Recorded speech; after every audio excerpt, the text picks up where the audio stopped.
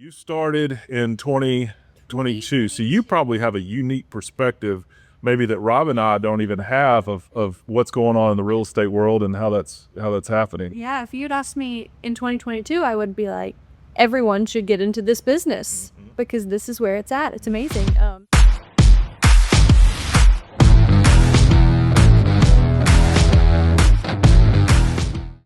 thank you all for both visiting with me today. We've got Robin and Mary Grayson, Coldwell banker, Collins Mari, and I appreciate y'all sitting down. And we usually just kind of start these things and figure out where to roll the tape. And once we say something good, we'll start it and start putting it out. So appreciate y'all doing this. So tell me, obviously, family. What kind of drew me to you guys? If anybody knows anything about me, I've got let's see, 3 generations of Chapmans now working in my family. So I am drawn to the family dynamic. And I know Mary Grayson, you said you've started in, we said 2022. So you were getting going. Robin, obviously, how long have you been in real estate? 23 years. 23 years. So you and I are kind of right there together. I think next year's year 25 for me. So the family dynamic, how is it going? What are the pros and cons? And we'll get both of your, you both may have different answers. I'm going to put you on the spot. It's amazing.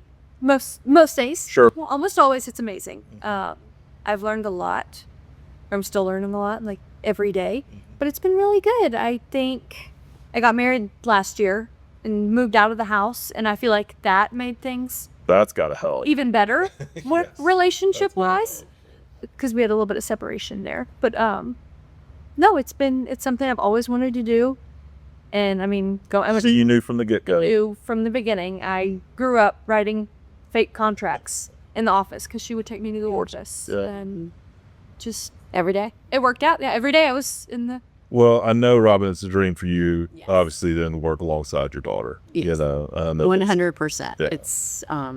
It's magical. It really is. And even it's been a challenging year, and we've learned a lot. And I think we've learned a lot about each other too. going through it together, Yeah. though, and Yes. seeing her growth, and then the challenges that, I mean, you and I still are finding probably new challenges in so many ways as the market shifts, and teaching and training, and kind of like, well, you don't know what you don't know until you encounter it. We figure it out together, and that's the fun, the frustrating and the fun part of this business is every day is different. Every day can be a new day. Yeah. Every client's a new challenge, and they have different perspectives and things we're trying to solve for them. So I get it. Yeah. And my family dynamic's a little different because I've got my brother here as well. Now I've got my daughter here working with us, and my mom and I have been working together and she's not a mortgage person. She'll tell you that after 15, 20 years, she's still not a mortgage person, which is ridiculous. Every closer, real estate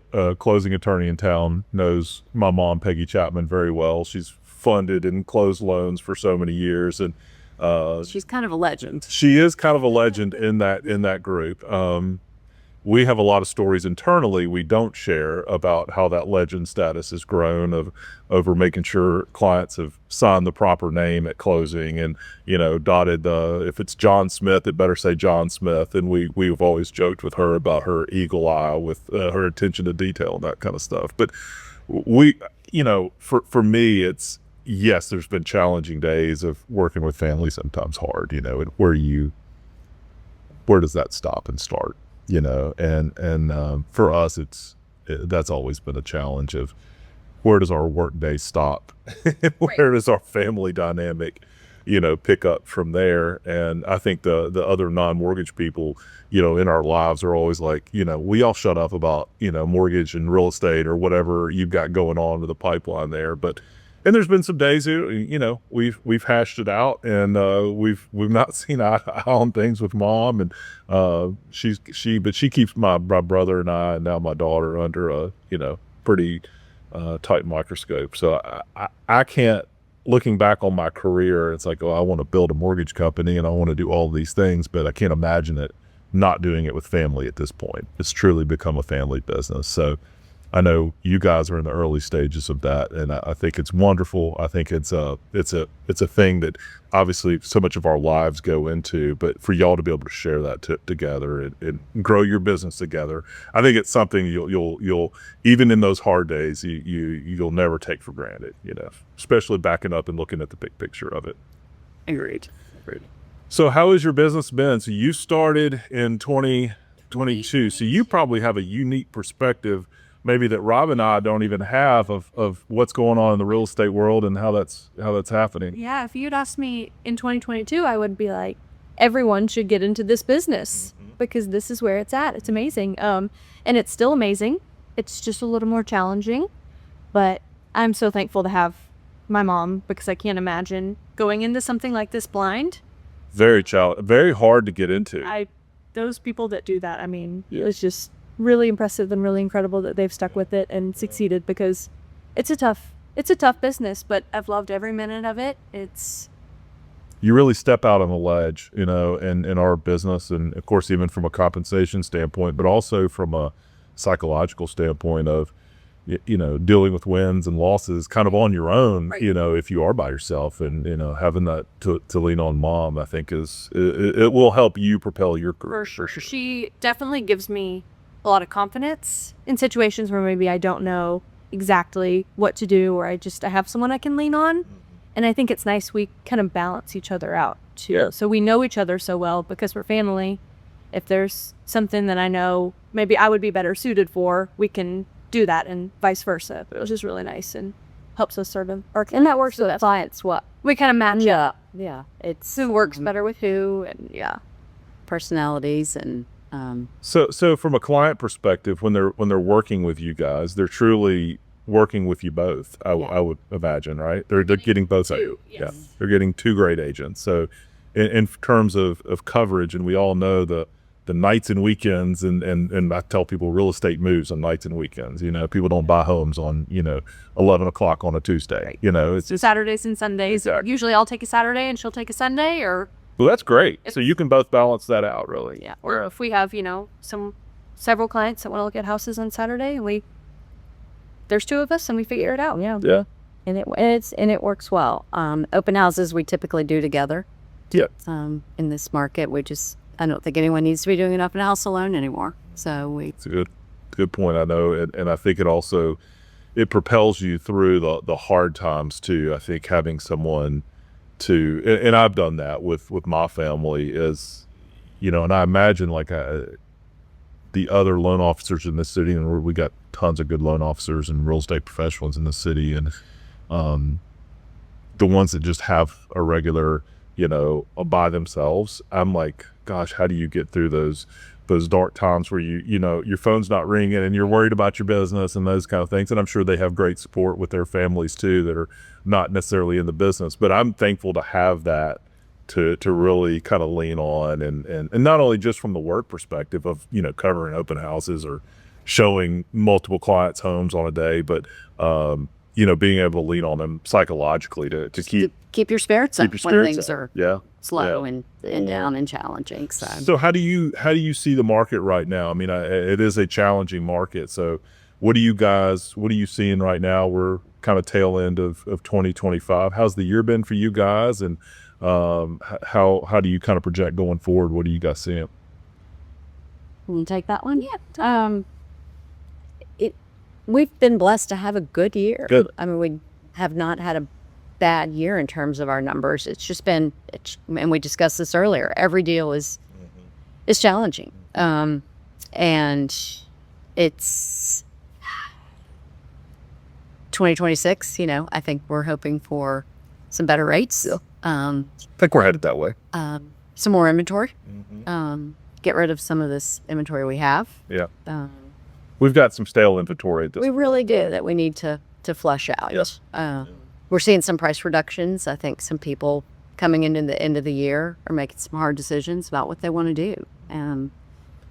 Do you feel like some of the listings that I've talked to a lot of agents and tried to help agents with special financing or rate buy downs, those types of things on listings, creative stuff, right? That have kind of trying to, for listings that are kind of gotten to that, I guess every deal's different, but maybe that 60, 90, 120 day, getting close to that 6 month, mark. Do you guys feel like that the end of the year plays a real psychology if you have a buyer, or I'm sorry, a seller that's wanting to get rid of a house by, a certain calendar date, and I'm going to sell my house in 2025? Is there a looming, deadline that they put on themselves because the calendar turns? I think there's definitely that psychological factor, right? We're sitting down with people now with our inventory. Do you want to sell this house by the end of the year? This is what we need to do. And we're having some hard conversations with people. Because we're getting into those months where it can't be a little slow more down difficult. anyway because of the holidays. Yeah. And do you want to wait? Do you want to pull it off the market, or do you want to kind of reset it Yeah. next year? Yeah. Well, I've had that conversation a lot, and I think that inventory, as we have seen it kind of increase over 2025, buyers have had more options, which kind of makes it harder on the buyer side too in some cases. You mentioned, we were talking earlier about deals becoming maybe harder to see through the finish line in some cases. I don't know if you guys have seen this with the buyers you guys represent, but repair negotiations have become the whole second it's the second round of negotiations for a lot of people. You get the whole report sent to you, just want everything done. Yeah. it's that's harder than the contract negotiation right now for a lot of deals. It's you don't know. When everything was up here, we worried about the appraisal, right? Is it going to appraise for this, or what we just offered to pay for this house? And now are we going to be able to get through the repairs? How do you advise your buyers on that? Is there or even sellers too, both sides of the transaction? How are you guys advising buyers when they go into and they get an inspection report? And we've all seen inspection reports. Every house is going to have something, right? How do you guys advise trying to decide what is extremely material as far as this is something we need to ask for versus something that's minor or something that may even cause you to walk away completely? How do you guys kind of go about that with your buyer side? I think every buyer is different, and if you understand the personality of the buyer, but also every house is different, right? So you set the expectation for, are we talking about a 100-year-old house in Midtown, or are we talking about, a 5-year-old house in Germantown? Yeah. Every inspector is going to find something, right? That's what they're paid to do. That's right. And how educated is that buyer? Are they buying their first home in Midtown, or do they understand what knob and tube wiring is? And are they going to get scared? Or you try to set the expectation. And so on the seller side, I would imagine that's kind of opposite, because you're kind of prepping them. Obviously, if you know something is wrong with the house, sellers probably need to fix that prior to listing, right? Wouldn't that be your recommendation? If there's something's glaring, if there's something that can be handled, let's get it fixed before going on the market. right. Or But our prepare best- them that they're going to have to. Yeah. Now or later. Now or later, right? And I think if you go ahead and maybe fixing that, it does mitigate some of the back and forth and keep yourself from having to negotiate later on. Well, in a market like this, it behooves everyone. Let's put our best foot forward, right? Yeah. And Yeah. see where we go. All right. I know we've talked about agents and preparing sellers that it is a different market, right? Not only from a price perspective, that there are things are going to get negotiated. Probably need to be prepared to pay some closing cost. I did something not too long ago, and I looked at the percentage of homes that were sold that included seller concessions. And I don't know if you guys track this, but and anecdotally, I see it all the time with contracts coming in, but it was nearly 60%. 60% of transactions across the board in our city, going back, I think we looked at like 6 months.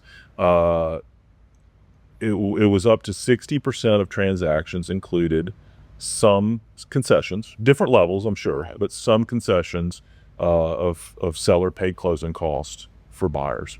And I think that's part of the whole piece too. It's another piece of getting negotiated. I can't tell you how many transactions we've seen lately where after the repair negotiation, we're seeing a contract amendment adding seller paid closing cost. And what it's for. So Oh, if they came up on that inspection, right? yeah, us as lenders, and I think most lenders like, hey, don't Don't tell me.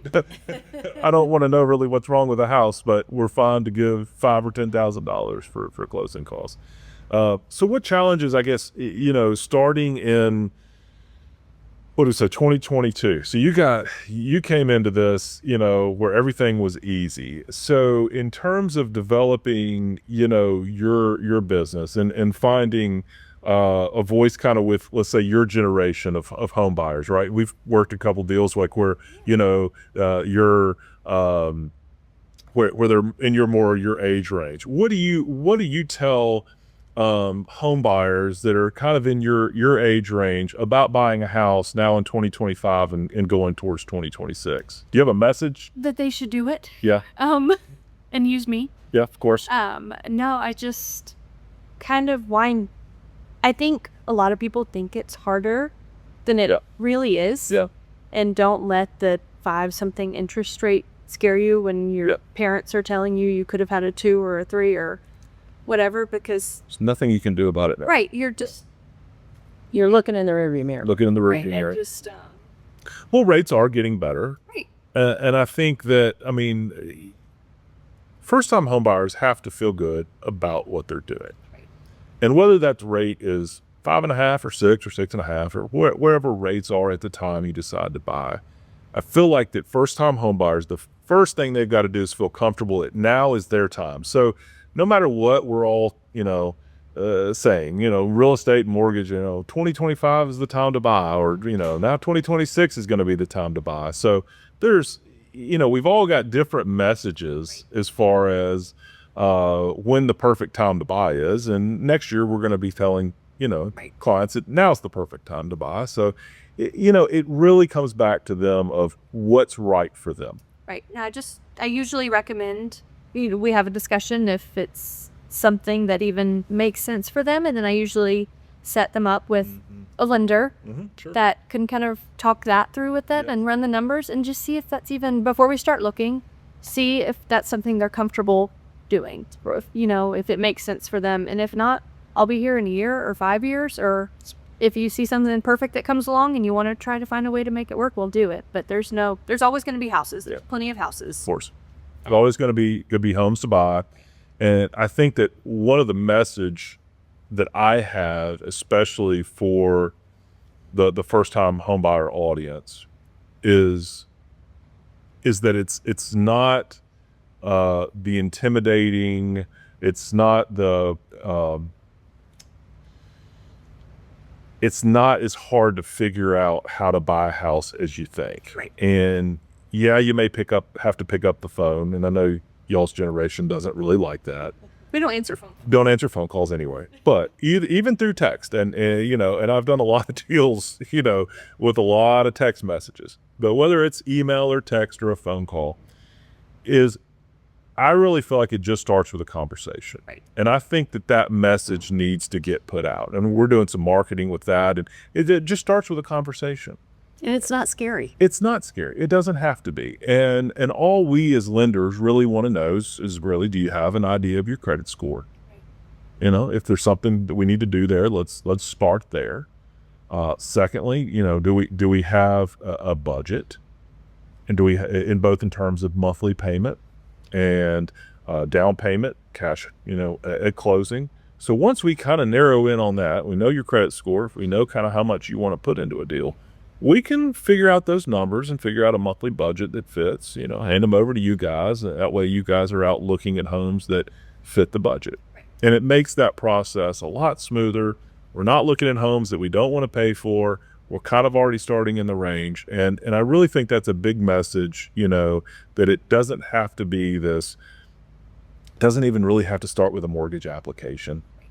Yeah, because that overwhelms people. It does. It is overwhelming. And it is scary, and I don't want to apply and get denied, and that's not something I do. Or I don't really want to have my credit pulled because I'm scared that's going to hurt my score.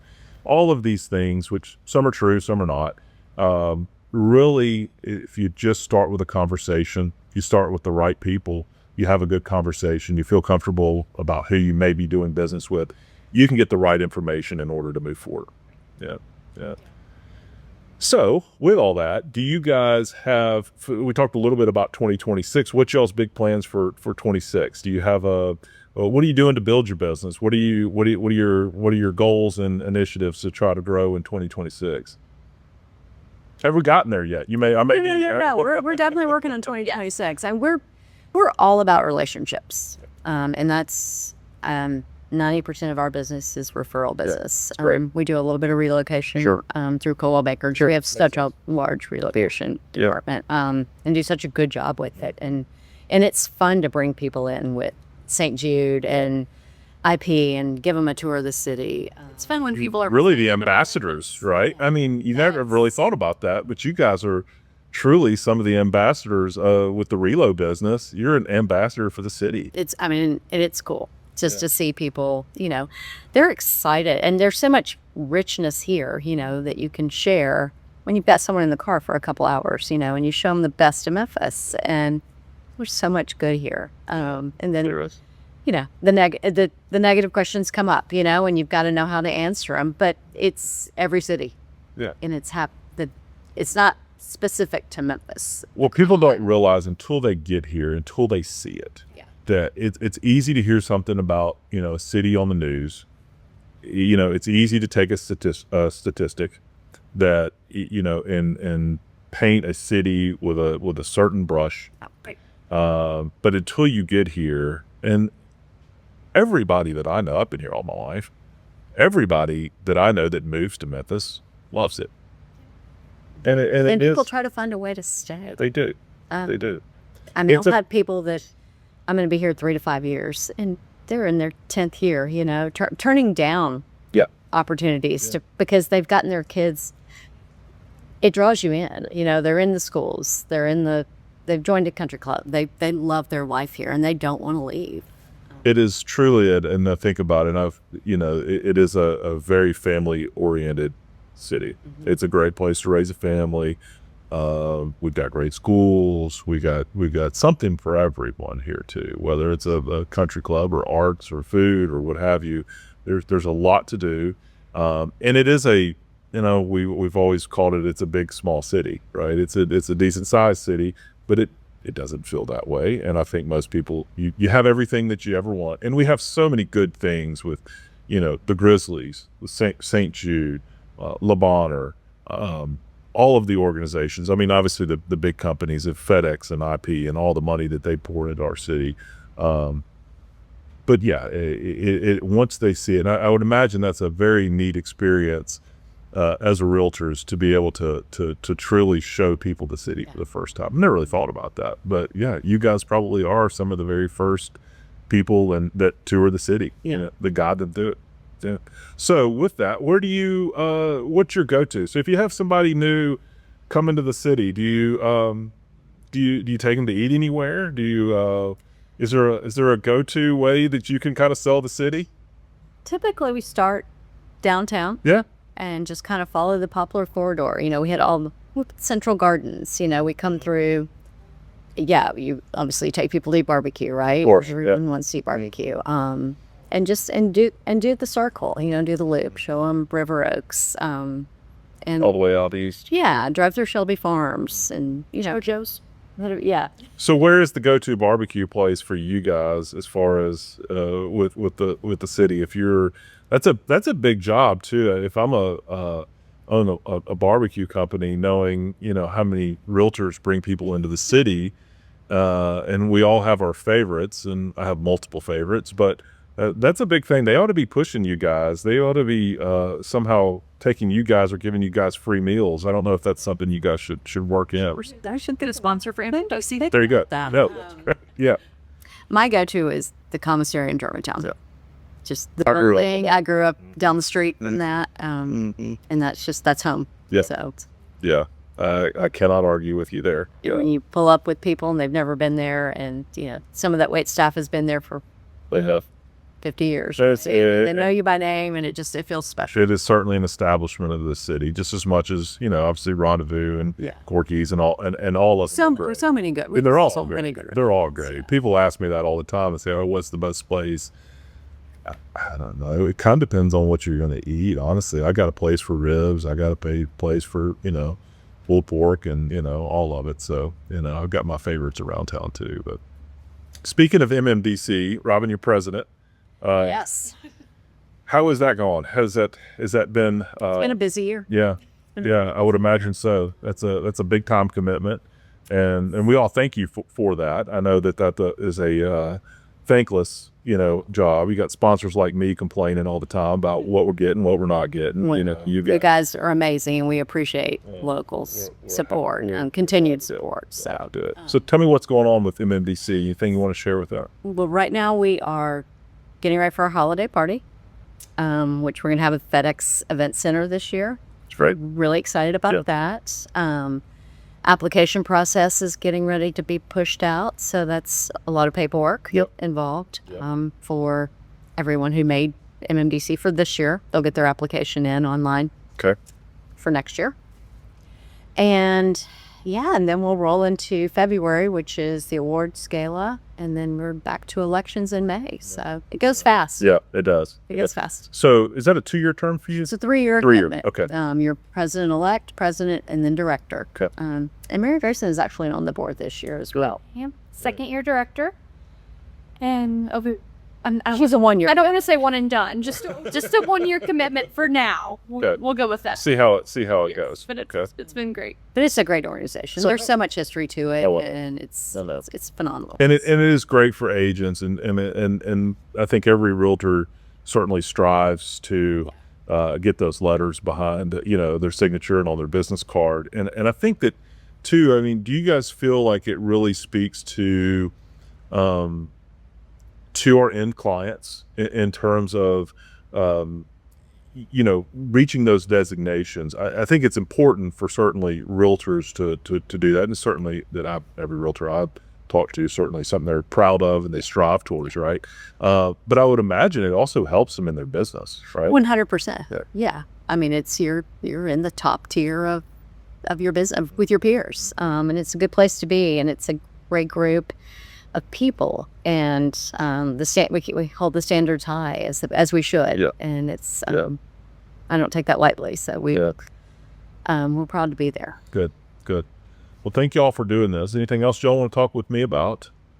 One thing we didn't cover? This is our first podcast. So it is? Yeah. Oh, great. Well, we're excited to do it with you. So Local Supports Local is kind of the name of our podcast, and what we are growing and trying to do is, just like many other organizations, they're trying to connect with the city in a different way. And really my initiative is to connect in a positive way, beyond mortgage lending, beyond, real estate even.